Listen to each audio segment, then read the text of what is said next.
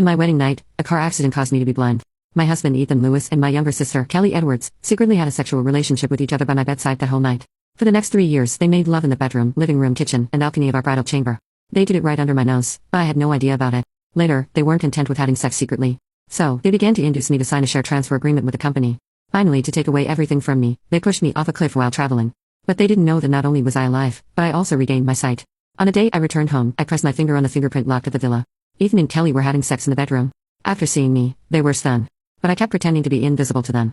I smiled. "Are you home?" Looking at each other, they breathed a sigh of relief. Then they showed smiles with triumph. I clearly saw Kelly mouthing Ethan. Fortunately, she is blind. However, they were unaware that it was just the beginning of my revenge plan. After being blind for 3 years, I finally regained my sight. I couldn't wait to go home to tell Ethan the news. But before entering the door, I heard the sounds of making love coming from inside. The blind woman is finally dead. No one can bother us anymore. It would be a great relief for her to be pushed off on the mountain. Ethan, you love the most, right? Kelly, I never loved that blind woman. I married her just for her money, and I would even feel sick just by looking at her. Instantly, all my joy was completely drained away. And for a moment, I had no idea what to do. It turned out that Ethan and Kelly teamed up to push me off the cliff. After I fell down the cliff, Ethan was actually having sex with Kelly at home. Opening the door, I went in. Then I saw Ethan and Kelly flirting on the sofa. However, the happy laughter stopped the moment I opened the door. Both of them, who were sitting on the sofa, looked at me simultaneously. Ethan was already naked on his upper body, while Kelly was half exposed to her chest. After seeing me, Kelly was so shocked that she wanted to scream. However, Ethan, who had just reacted, covered her mouth with his hand. And I stared at them. Thinking that they were the murderers who pushed me off the cliff, I wanted to strangle them to death immediately. Standing up from the sofa, Ethan walked towards me cautiously step by step. "Ruby, you're back."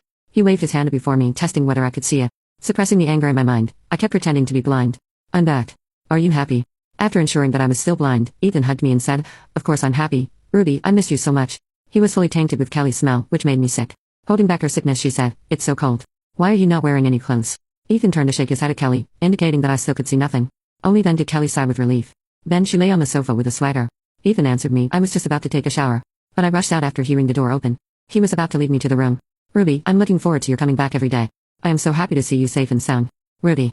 I turned to walk towards the sofa in the living room. Ethan stopped talking in an instant. "Ruby, where are you going?" Ethan hurried to gesture to Kelly, asking her to go away quickly. Kelly remained unmoved with a smile. Simultaneously, she raised her eyebrows at Ethan. Ethan wanted to hold me back, but I sat down on the sofa. Kelly sat up in an instant to avoid me. Then coming close to me with a smile, she made faces at me. With a frown, Ethan waved his hand to signal Kelly to move aside. However, Kelly refused. And she even stood up to put her arms around Ethan. Holding his head, she kissed him in front of me. At first, Ethan resisted. But seeing that I didn't respond, he began to react to Kelly. They kissed more and more passionately so that Kelly couldn't help pulling down Ethan's belt with her hand. Finally, Ethan couldn't stand it anymore, so he picked up Kelly. "Ruby, you can take a rest first, and I'll go to the kitchen to make you something delicious." Pouring myself some water, I said, "Okay, go ahead." Then, Ethan walked quickly into the bedroom with Kelly in his arms.